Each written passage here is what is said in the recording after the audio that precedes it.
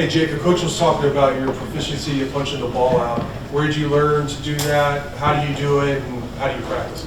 It's just something we practice before practice. We have a little takeaway circuit, and so it's just something we do. And then also, like, around the facility, we have like a post and we have like a screwed in football in it. So every time you walk in or out, you just clock in and just hit the ball, get used to, punching different angles. What would you say is the key to actually punching the ball out? Having other guys run into the ball. Like, I'm not scared to miss a tackle because I know I have other guys on my team running to go and pick it up, or running to go. If I miss the tackle, they'll be right there to make it. And so, like, it gives me freedom to go and try to, punch at it as hard as I can.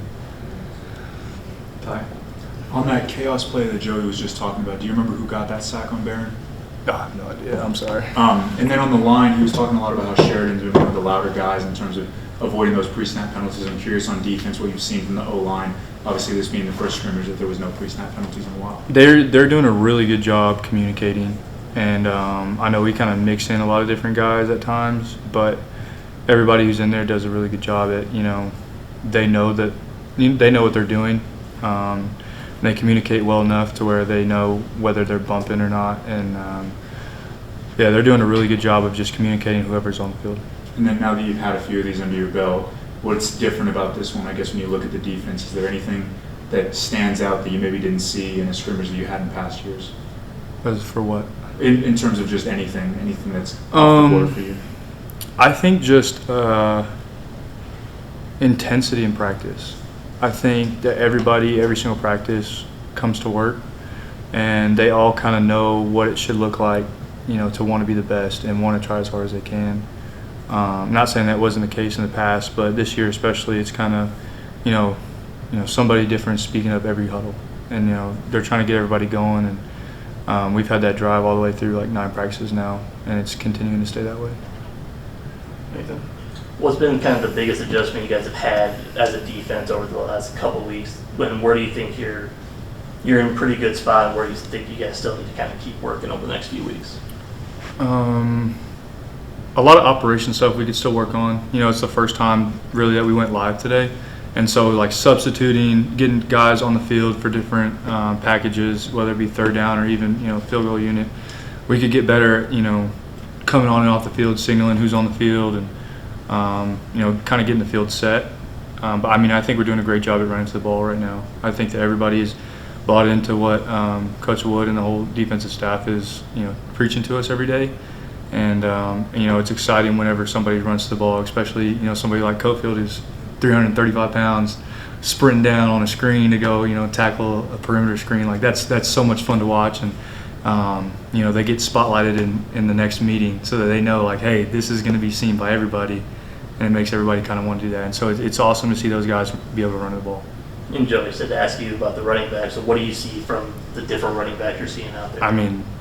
They are all 3-down backs. All of them could take the entire drive. There's nobody that comes in to do a certain thing. They all break tackles. They're all shifty. They're all quick. They all can, put their head down and run.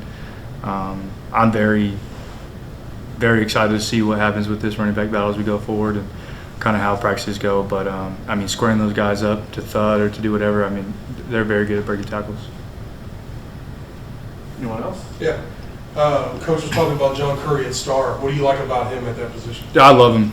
I loved him when he was in our room, and then I love him out there.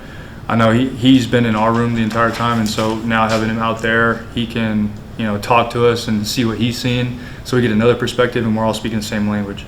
And so it makes it easy. We can flow through it, and then it's the same thing. We don't have to shift or trade. We can just bump because we all come from the same room. And he's doing a great job out there. Like, he had a takeaway today in a critical situation with the 2-minute drill that we were in and stuff like that. He's stepping up. He's doing a great thing, and he's kind of took that position in stride. Is he still working at inside some, or has he been mostly at Star recently?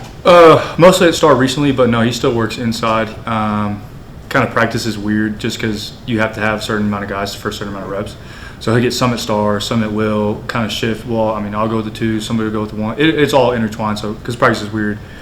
But today was different. Today was nice to see him get true reps with a live offense. Ty? Right, I'm sorry. No, you're good.